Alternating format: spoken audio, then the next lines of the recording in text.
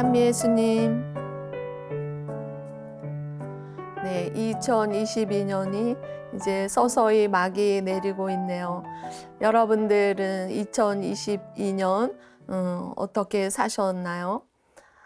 저에게 있어서는 2022년이 잊혀지지 않는 해가 될 것 같습니다.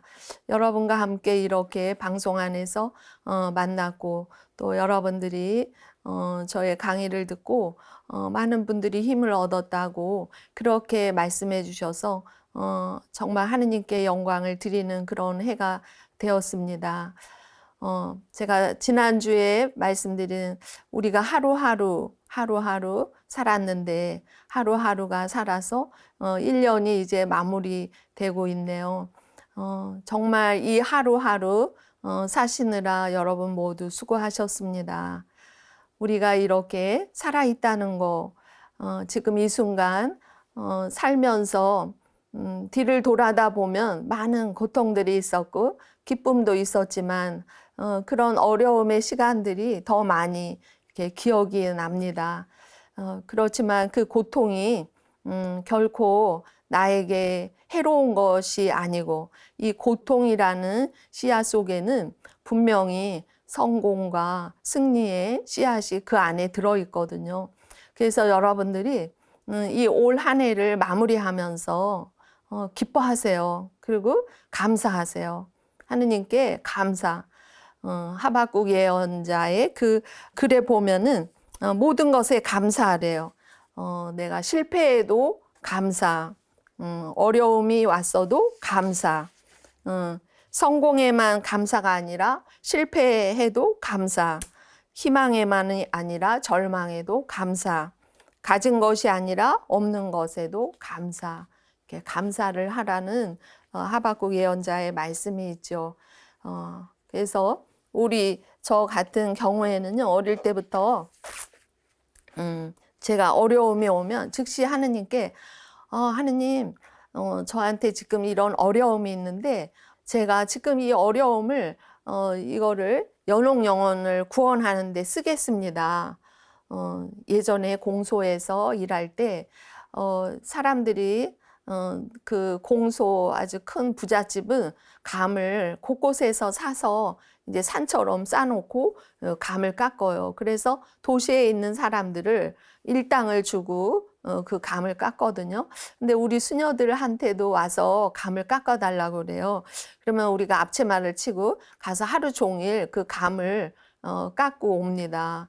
근데 제가 그때 잊혀지지 않는 생각은 가만히 보니까 모든 사람들이 다 일당을 받는 거예요. 돈을 받고 그 일을 하는데 우리 수녀들은 그 집에 가서 일손 돕기 하느라 그 감을 그냥 깎아주고 오죠. 근데 제가 예수님한테 감을 깎으면서 주님한테 주님, 저 사람들도 다 일당을 받고 있잖아요. 저분들은 자녀를 키워야 되기 때문에 하루 일당을 받아서 가는데 예수님, 저도 지금 똑같이 이렇게 일을 하고 있는데 저한테도 일당을 주셔야죠. 저도 벌이를 하고 싶습니다. 그런데 돈을 버는 건 아니고 영혼 벌이를 하고 싶습니다. 그렇게 하면서 예수님한테 감 하나에 연옥영혼 한 명씩 하늘나라 가는데 도와주십시오. 그렇게 하고 열심히 이제 감을 깎았어요. 그러니까 제 마음 안에서는 다른 사람도 다 일을 해서 벌이를 하는데 나도 똑같은 노동력을 주고 시간을 투자하는데 나도 뭔가가 있어야 되지 않나? 그러면서 예수님한테 그렇게 말씀드려서 하루 종일 감을 깎고 저녁 때 돌아올 때는 그렇게 마음이 기뻤거든요. 내가 어떤 지향을 갖는 게 참 저는 중요하다는 생각을 참 많이 했어요. 그래서 무슨 일을 하든지 그것에 대해서 지향을 갖고 또 어려움이 있을 때는 이거는 엄청난 무게가 있는 것이라서 예수님께 그걸 봉헌하면서 더 큰 거를 항상 지향을 두고 이렇게 기도를 했죠. 그래서 우리 삶에 여러분들이 고통스러웠다 그런 것들이 떠오른다면 지금이라도 하느님은 영원 속에 계시니까 우리처럼 과거, 현재, 미래가 없는 분이죠. 여러분들이 정말 고통스러웠던 그 시간이 기억이 된다면 그거를 지금 이 순간이라도 봉헌을 하세요. 예수님, 제가 이때 참 어려웠는데 그 고통을 뭐를 위해서 여러분들이 지향하는 거 있죠. 부모님의 영혼 구원을 위해서 돌아가셨다면 아니면 조상님들의 영혼 구원을 위해서 또 여러분들이 어떤 어려움에 처해 있는 누군가를 기억해 주고 싶다면 그 고통을 주님께 봉헌하면서 주님, 제가 그때 눈물 나고 어려운 이 시간들을 주님께 봉헌하니까 이 받으셔서 꼭 이거를 이루어 주시면 좋겠습니다. 이렇게 봉헌하시면 하느님이 참 기뻐하실 거라는 생각이 듭니다. 어느 날 어떤 분이 김수환 추기경님한테 이런 말씀을 하셨더라고요. 우리가 살아가면서 사람한테 어느 분이 고통이 없다면 어떻게 될까요? 이렇게 질문을 했어요. 정말 우리 고통 없이 살고 싶어 하잖아요. 근데 우리 사람들한테 고통이 없다면 어떻게 해야 될까요? 그랬을 때 김수환 추기경님께서는 이렇게 대답하세요. 그래, 몸은 잘하겠지. 몸은 잘하고 마음은 잘하지 않아서 식물 인간이 됩니다. 이렇게 대답을 하셨다고 그래요.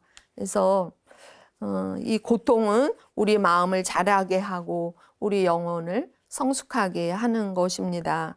그래서 어느 글에 보니까 밤하늘이 아름다운 거는 별이 있기 때문에 아름다운 거라는 거죠.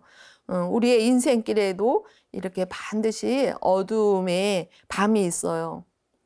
질병이라는 밤, 이별이라는 밤, 좌절이라는 밤, 가난이라는 밤, 이렇게 이러한 밤들이 있는데 어두움이죠. 그걸 우리가 그거를 피하려고 해요. 그렇지만 밤이 오지 않으면 별이 뜨지 않는 것처럼 우리 인생에 이 고통이 없다면 정말 하느님께 가까이 갈 수 없는, 성숙되지 않는 것 같습니다. 그래서 올 한 해를 마무리 지으면서 올 한 해가 참 나는 어려웠다. 제가 많은 사람들을 만나다 보니까요. 정말 삶이 너무너무 힘든 분들이 많더라고요. 아직 아이는 초등학생인데 남편은 암에 걸렸고 그래서 벌이를 못하니까 자매님이 나가서 벌이를 하다 보니까 초등학생 아이를 혼자 방치해 두게 되고 그래서 그 아이는 게임 중독에 빠지고 남편 케어하랴 또 아이 데리고 중독 그 교육 받으면서 아이를 또 교육하랴 정말 한 분이 많은 짐을 지고 계시더라고요. 근데 우리 삶이 이렇게 고달퍼도 하느님의 뜻이 있을 것 같습니다. 제가 우리 연중 피정을 할 때 사랑의 짙은 수녀회 김경순 아네스 수녀님이 우리 수녀들을 바라보면서 쓰신 글이 그때 굉장히 제 마음 안에 울림을 줬거든요. 그 수녀님이 우리 수도자들도 어두운 밤을 지낼 때가 있어요. 그래서 참 힘든 시간이 있거든요. 근데 우리 수녀님이 그렇게 어두운 밤을 지내는 그런 어린 수녀님들 바라보면서 글을 쓰셨다 그래요. 그래서 오늘 그거를 여러분과 함께 나누고 싶습니다. 어두운 밤을 지내는 이들에게 아이야, 너라는 작품을 구상할 때부터 지금까지 나는 항상 너와 함께 있었다. 네 안에는 나의 꿈과 영감이, 나의 손자국과 입김이, 나의 마음과 사랑이 배어 있단다. 아이야, 네가 걸어온 길목에 내가 늘 너와 함께 있었고 특히 너가 실수해서 넘어졌을 때, 그리고 캄캄해서 앞이 보이지 않을 때 나는 너와 함께 있었다. 지금도 함께 하고 있고 앞으로도 계속 함께 있을 것이다. 내 아이야, 너의 모든 삶의 여정은 값진 것이었고 소중한 것이었으며 완성을 향한 몸부림임을 나는 알고 있단다. 내 아이야, 나는 너에 대한 멋진 꿈을 가지고 있단다. 그 꿈은 내가 아버지와 나누는 친밀함과 깊은 사랑의 관계를 너도 함께 누리게 하고 싶단다. 그래서 나는 내가 걸어온 길로 너를 인도하고 있단다. 그 길은 좁은 길이며 무아의 길이며 십자가의 길이다. 아이야, 나는 늘 너와 함께 있고 나는 늘 너와 함께 있었고 지금 이 순간에도 너와 함께 있다고 이야기한다. 앞이 보이지 않고 잡히는 것이 없어도 너는 나를 신뢰하고 나를 따라오너라. 하박국 예언자의 굳세 믿음을 가져라. 비록 무화과는 아니 열리고 포도는 달리지 않고 올리브 농사는 망했고 밭곡식은 나지 않아도 또한 우리 안에 있는 양떼는 간데도 없고 목장의 소떼가 보이지 않아도 나는 주님 안에서 환성을 올리렵니다.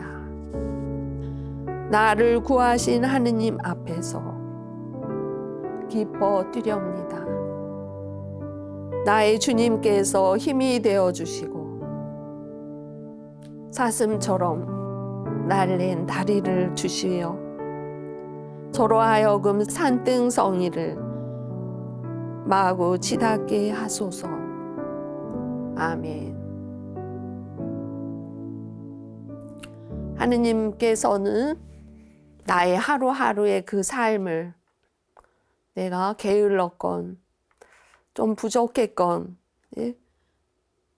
근데 그러한 모든 나의 삶을 값진 여정으로 보시고 또한 소중하게 이것이 모든 것이 실패했더라도 완성을 향한 몸부림임을 주님은 알고 계시대요. 그런데 이렇게 나를 거칠은 어려움의 길로 이끌고 계시는 것은 아버지와 나누는 아주 친밀함, 하느님과의 사랑의 관계를 초대하기 위해서, 그래서 예수님이 걸었던 길로 우리를 인도하신대요. 그 길은 좁은 길이죠. 그리고 뭔가를 내려놔야 돼요. 무아의 길이고 십자가의 길로 우리를 인도하세요. 지금 내 손에는 아무것도 없게 되었죠. 밭곡식은 하나도 나지 않고 올리브 농사는 망했고, 여러분들 삶 안에서 어느 날 저희 수녀원에 젊은 청년이 찾아왔어요. 근데 그 청년이 영세는 했지만 믿음 생활을 거의 안 했어요. 그런데 그 청년이 저한테 하는 말이 수녀님, 제가 너무너무 열심히 살았다는 거예요. 고등학교, 대학교 혼자 아르바이트해서 졸업을 하고 고등학교 때부터 이 자매님이 너무너무 삶 속에서 부모님 어려우시니까 손 내밀지 않고 혼자 열심히 살았다고. 열심히 살았는데 열심이 살아서 남들이 이루지 못하는 26세에 자기는 차도 갖고 엄마 아버지 집도 사드리고 진짜 멋지게 성공을 했다는 거예요. 그래서 그렇게 쭉 갈 줄 알았대요. 근데 어느 날 뭐를 투자를 하다 보니까 사기를 당한 거예요. 자기가 갖고 있는 재산의 반이 뚝 떨어져 나갔대요. 근데 예전에 친구들이 자기를 보면 너무너무 부러워했는데 지금 자기는 월급 받고 생활하고 있는 그 친구들이 너무 부럽다는 거예요. 왜냐하면 자기는 집도 있으니까 차도 있으니까 그런 것들을 살 때 그냥 현금을 주고 툭툭 사는 게 아니잖아요. 다 대출을 해서 샀는데 지금 금리가 높아지니까 모든 것이 힘들어져서 월 적어도 500이 나가야 된대요. 동생 가게 해준 가게세 200, 뭐 어디에 200. 그러니까 자기가 지금 다른 일을 하나를 하려고 하는데 그 일이 꼭 성공이 돼야 된대요. 그래서 무슨 일을 하려고 그러냐 그랬더니 무슨 음식점을 하나 하려고 그런다 그러더라고요.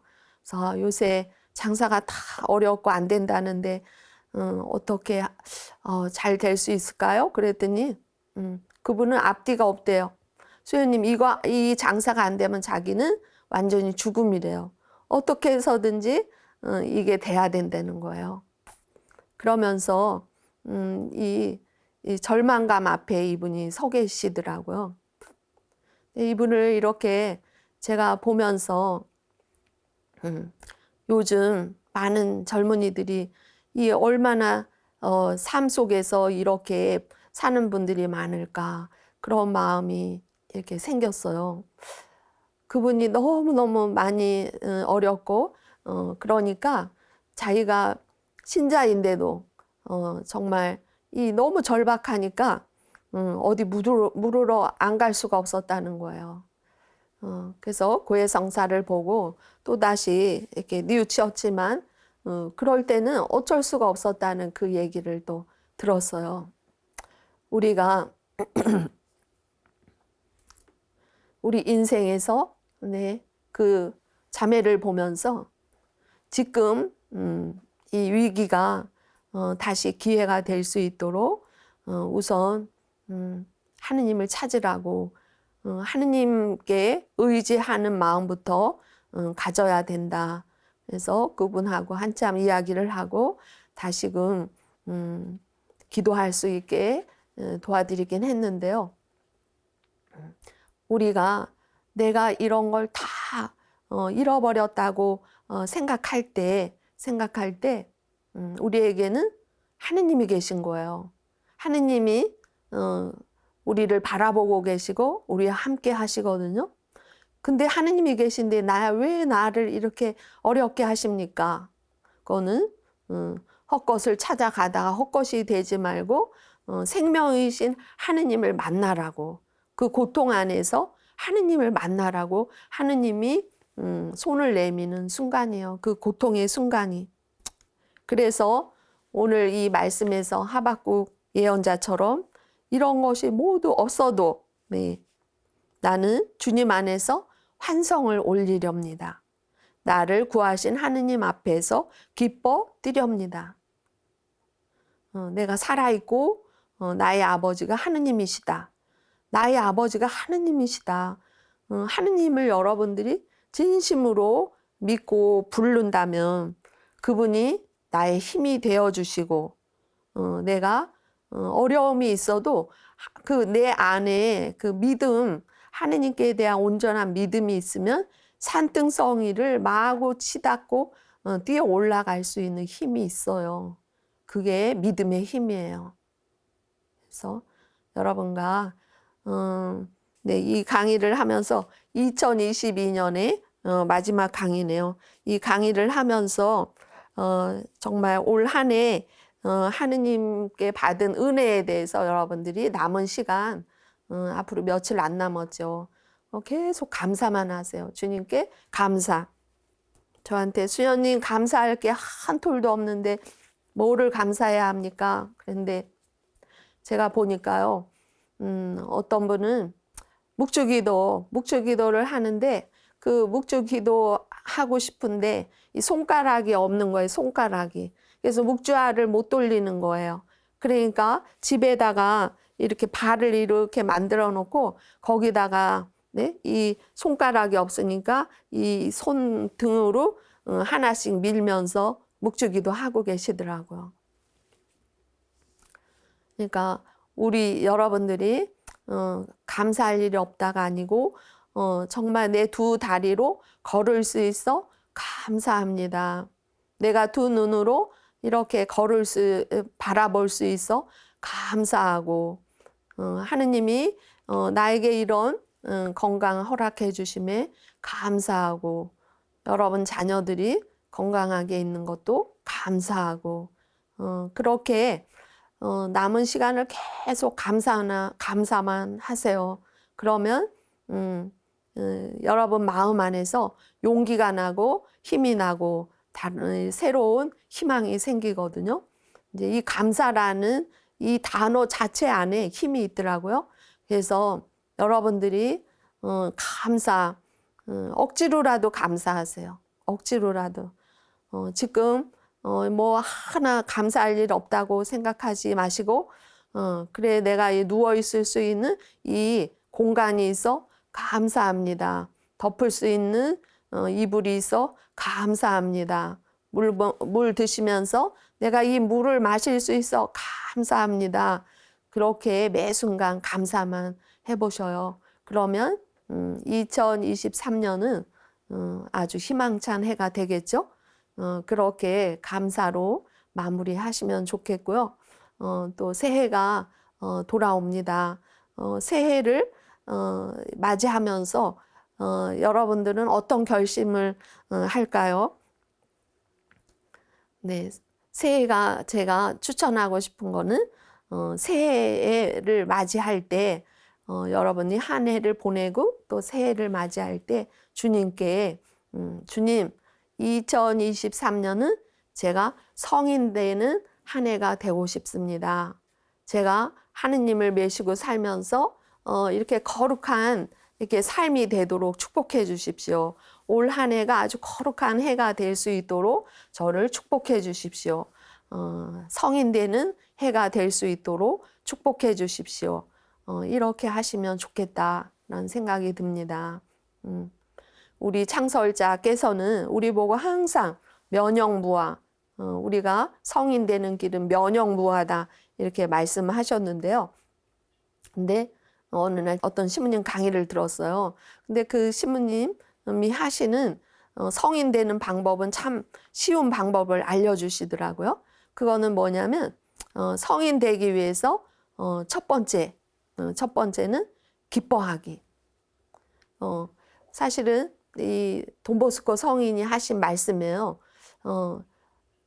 성인이 되기 위해서 기뻐하는 거.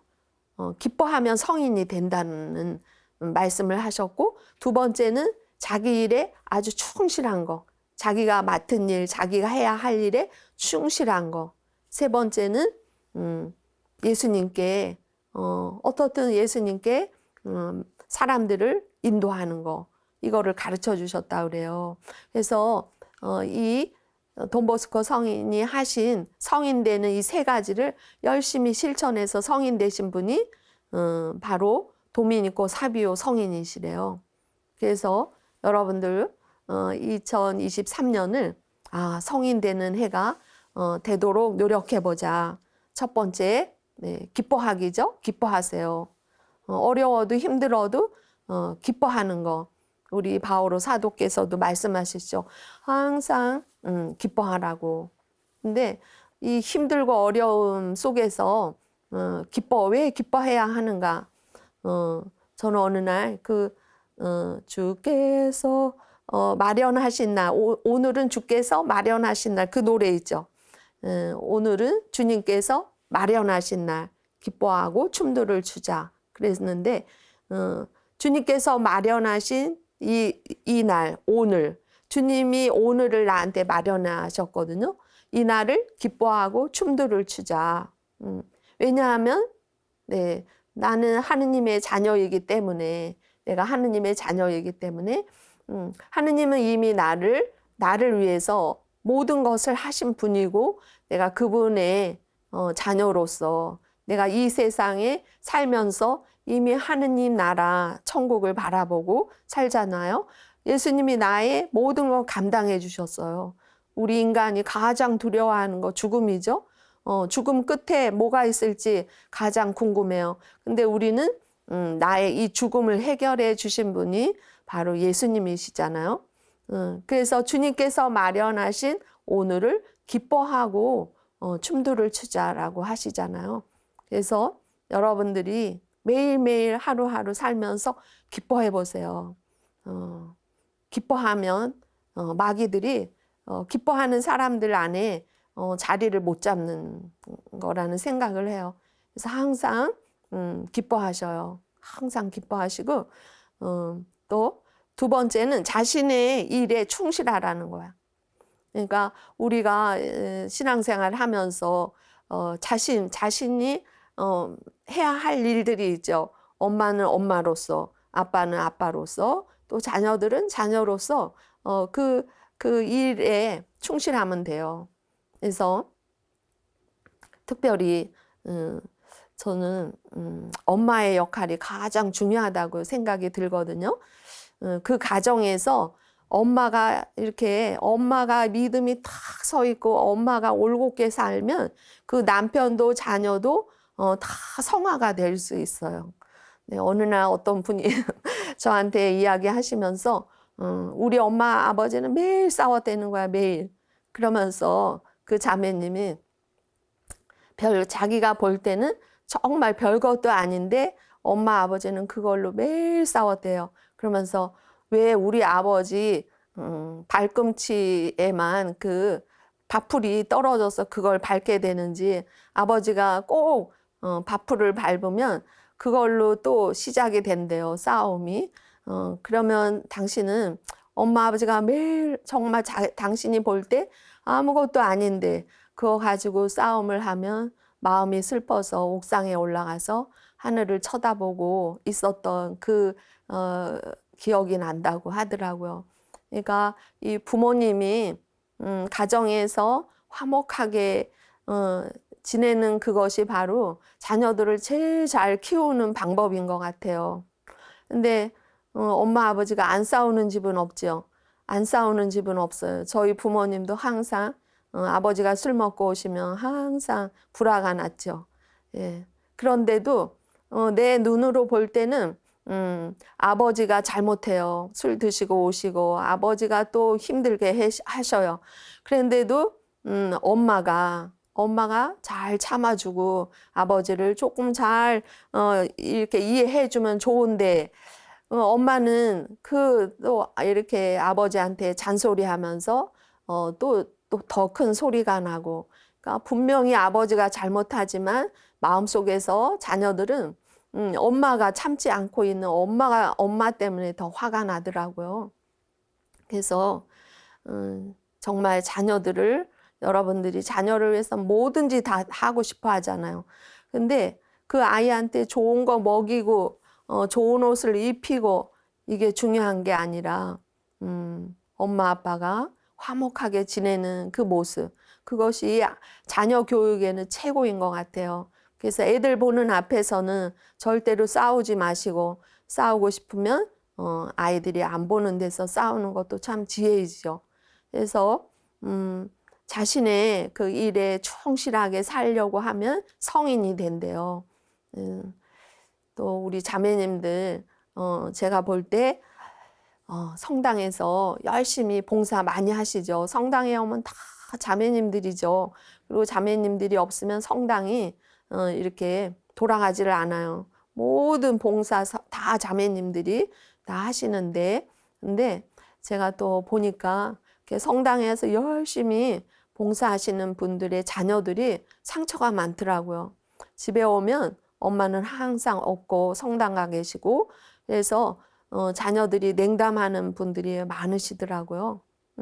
그래서 우리가 성당에 와서 봉사하시는 것도 중요한데, 우선 여러분 가정에 충실하신 거, 아이들한테도 지혜롭게, 그렇다고 그거 다 끊고 가정에만 들어와서 하시는 건 또 아니죠. 성당 일도 하지만 아이가 올 쯤 됐다 그러면 메시지라도 보내주고, 엄마가 성당에 있으니까 너 몇 시쯤 엄마가 갈 거다. 너에게 그 아이한테 뭔가 메시지를 계속 주면서 엄마는 너와 함께 하고 있단다. 이거를 줘야 될 것 같아요. 이런 마음이 없이 이렇게 하시니까 아이들은 엄마를 하느님한테 뺏겼다고 생각해서 하느님까지 막 미워하고 성당에 안 나오는 그런 거를 많이 볼 수가 있었어요. 그래서 여러분들이 사시면서 내가 해야 할 일에 충실하지만 충실하는 그 충실함을 잘 묵상 또 해보셔요. 근데 어떤 이제 그 책에 보니까 그 무슨 말이 있었냐면, 예수님 말씀 안에서요, 주님은 항상 이렇게 정리정돈, 이렇게 잘 정갈하게 있는데 거룩한 예수님이 그런 속에 당신이 계신다고 그러면서 우리 주변을 잘 정리정돈을 하라는 말씀이 있었거든요. 그래서 저는 그 말씀도 참 마음에 이렇게 새겨졌어요.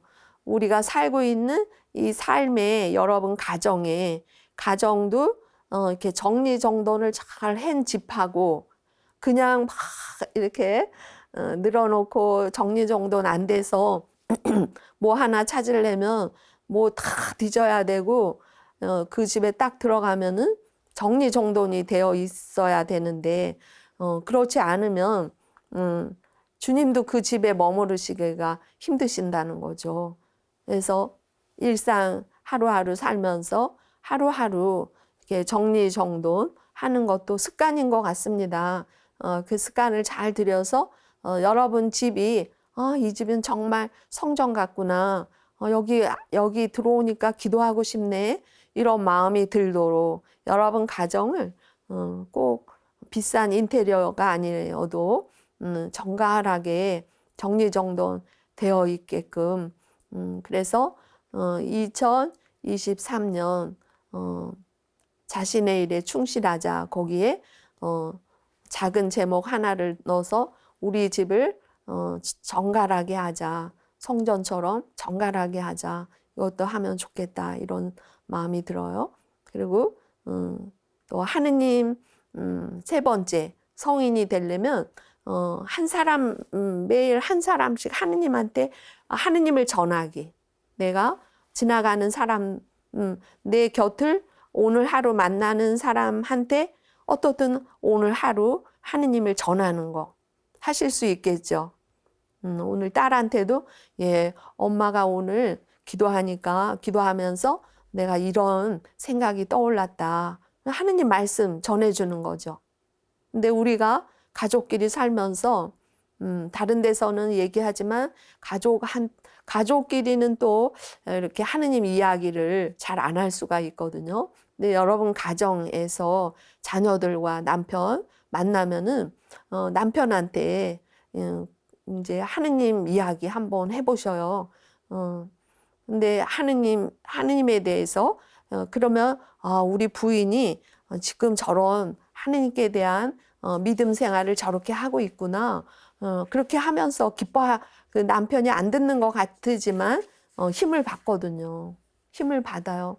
우리가 하느님 이야기를 하면 누구나가 마음 안에, 우리 마음 안에 그 하느님의 하느님의 칩이 있기 때문에 하느님의 말씀을 전해줄 때 그것에 대해서 힘을 받아요. 그래서 여러분들이 다른 사람들한테 나눔 많이 하시죠. 다른 사람들한테 하지만 여러분 가족하고도 나눔을 해보세요. 예, 오늘 이렇게 내가 기도하는데 하느님이 이런 응답을 하시는 것 같았다. 그러면 아이가 우리 엄마 진짜 열심히 하느님 믿고 사시는데 저 모습이 나도 저런 엄마가 되고 싶다. 이렇게 자녀들에게 좋은 표양을 보여줄 수 있죠. 그래서 2023년 네, 예수님 새해 다가오는 새해는 제가 올 한 해가 거룩하게 살 수 있는 성인이 되는 해로 축복해 주십시오. 그렇게 하시면 좋겠어요. 제가 이렇게 책을 보는데요. 여러분하고 이런 만남 속에서도 제가 언제나 하느님을 사랑하라고 말씀드리지 않아요? 우리 목표, 제일 큰 목표, 예, 하느님을 마음을 다하고 정성을 다하고 힘을 다해서 하느님을 사랑하는 거. 이게 우리 삶의 목표예요. 두 번째, 이렇게 이런 마음으로 내 이웃을 내 몸같이 사랑하라. 하느님의 그 계명을 지키는 건데요. 제가 어느 날 책을 봤는데 이것도 제가 책을 보고 나서 워드를 쳐놓고 쑥 집어넣고 한 번도 들춰보지 않았는데 이렇게 강의를 하다가 보니까 내가 뭘 써놨지? 그러면서 이렇게 꺼내보게 됐어요. 그런데 이거 여러분하고 꼭 나누고 싶은 말씀이 있어서 오늘 이렇게 뽑아 왔는데요. 이 말씀 속에서 책 속에 이런 말이 있었어요. 인간이 할 수 있는 가장 모든 행동 중에서 인간이 할 수 있는 가장 위대한 것은 무엇일까? 뭐라고 생각하세요? 우리 사람으로서 가장 위대한 행동. 그거는 성인들과 신학자들은 뭐라고 말씀하셨냐면 하느님을 사랑하는 거. 그게 가장 위대한 거래요. 근데 그거는 우리가 천국에서든지 이 땅에서든지 우리가 할 수 있는 가장 위대하고 가장 완전한 것이 하느님을 사랑하는 거라는 거예요. 네. 천국에서도 우리가 천국을 가면 뭐 할까요? 하느님을 사랑하는 거겠죠. 네, 우리가 이 지상에서도 우리가 할 수 있는 가장 위대한 거는 하느님을 사랑하는 거라는 거예요. 하느님과 영혼이 일치되는 경이로운 이 신비를 이루게 되고 또 하느님을 사랑하면은 하느님과 그 교제를 더 깊이 있게 하거든요. 내가 하느님을 사랑한다고.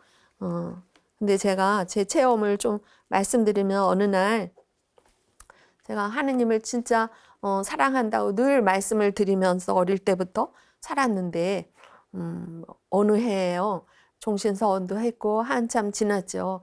근데 일상 안에서 어떤 자매님을 뵙게 됐어요. 근데 그 자매님이 제 마음 안에서는 꼭 엄마같이 느껴지더라고요. 그래서 너무너무 그 분에 대해서 그냥 마음으로 너무 좋은 거예요.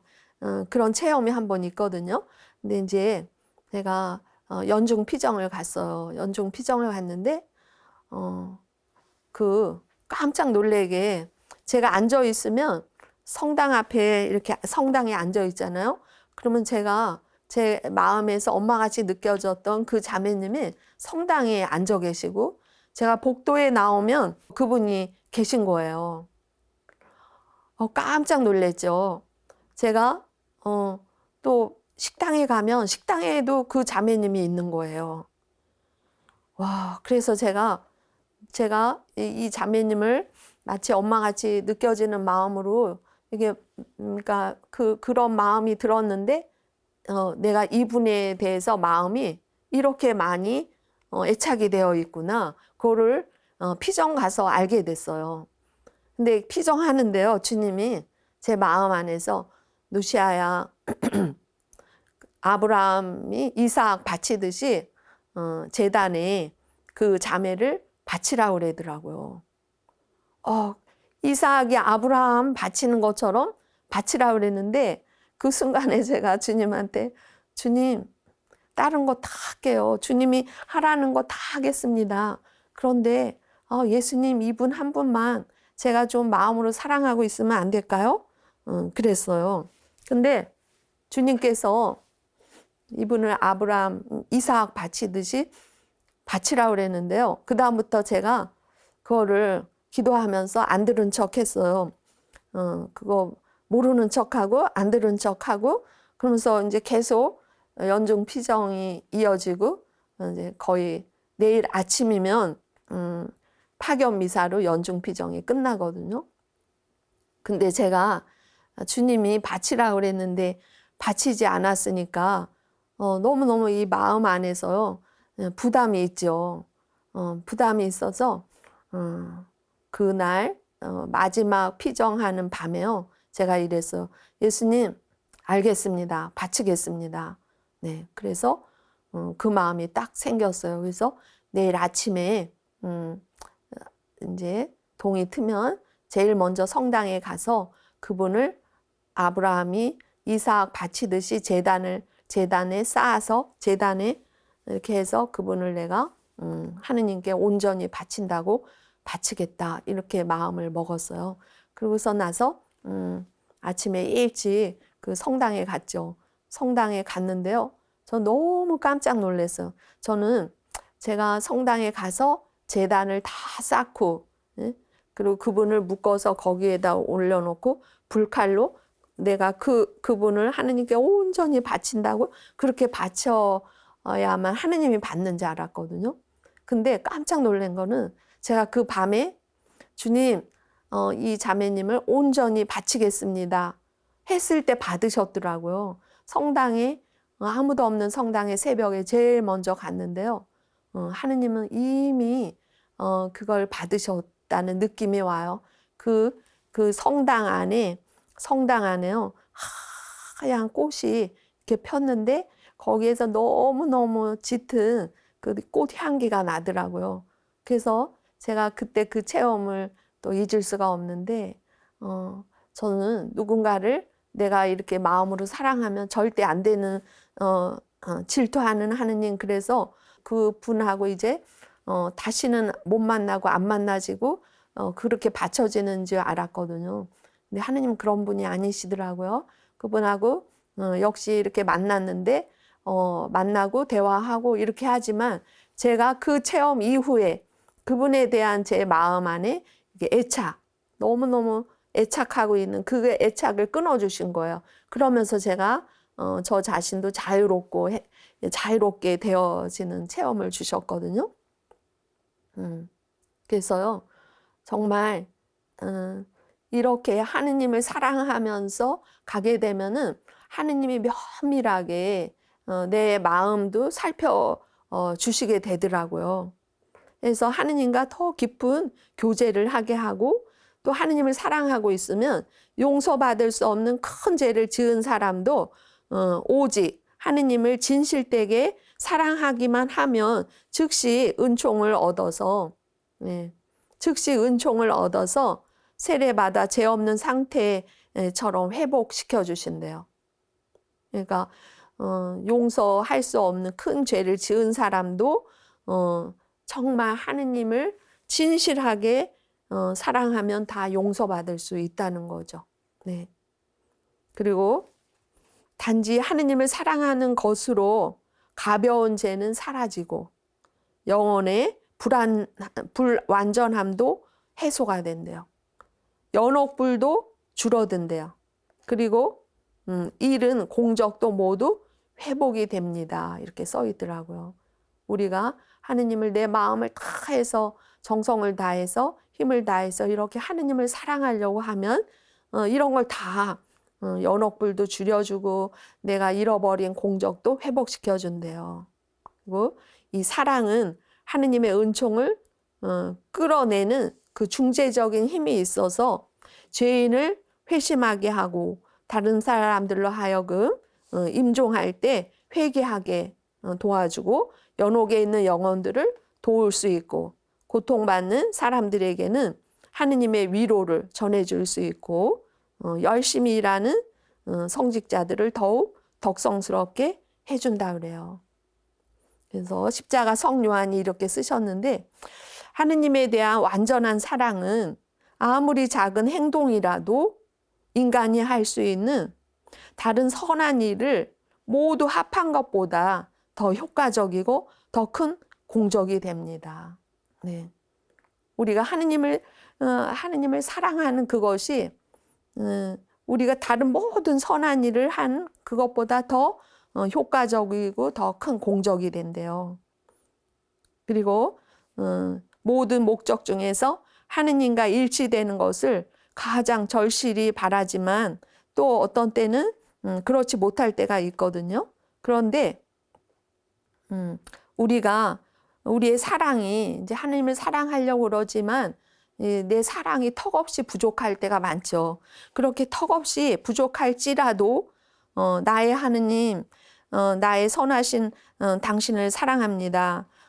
하느님, 정말 저는 하느님을 사랑합니다. 이렇게만 해도 이렇게 진심으로 우러난 간단한 외침과 간단한 기도로서 하느님께 대한 미약하나마 이렇게 표현할 때 하느님은 엄청난 힘을 주시고 깊이를 알 수 없는 은총을 주신대요. 이게 얼마나 감사해요. 그래서 여러분들이 정말 지나간 시간은 하느님 자비에 맡기고요.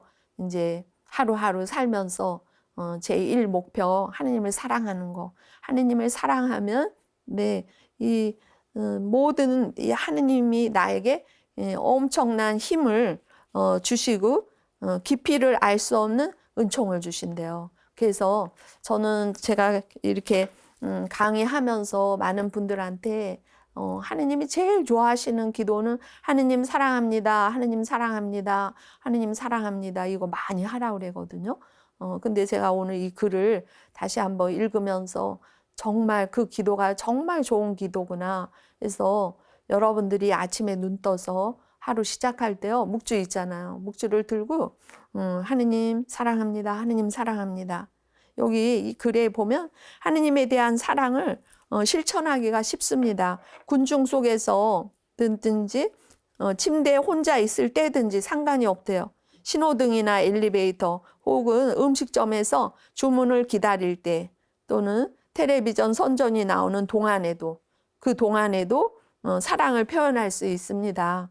하느님은 항상 옆에 계셔서 그 당신의 끝없는 자애를 깨닫는 그 소중한 영혼들로부터 아주 작은 사랑이라도 터져 나오기를 갈망하고 계시고 숨죽여 기다리고 귀 기울이고 계십니다.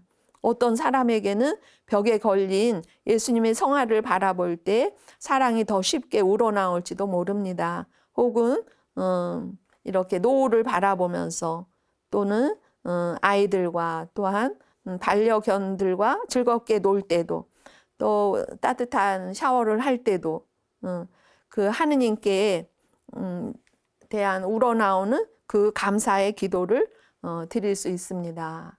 이렇게 쓰여 있네요. 그래서 여러분들이 하느님을 사랑하는 게 쉽지가 않아요. 수임처럼 안 됩니다. 이렇게 하는 분도 있는데요. 여러분들이 이 묵주 갖고 다니시면서 주님 사랑합니다. 주님 사랑합니다. 주님 사랑합니다. 주님 저는 정말 주님을 사랑합니다.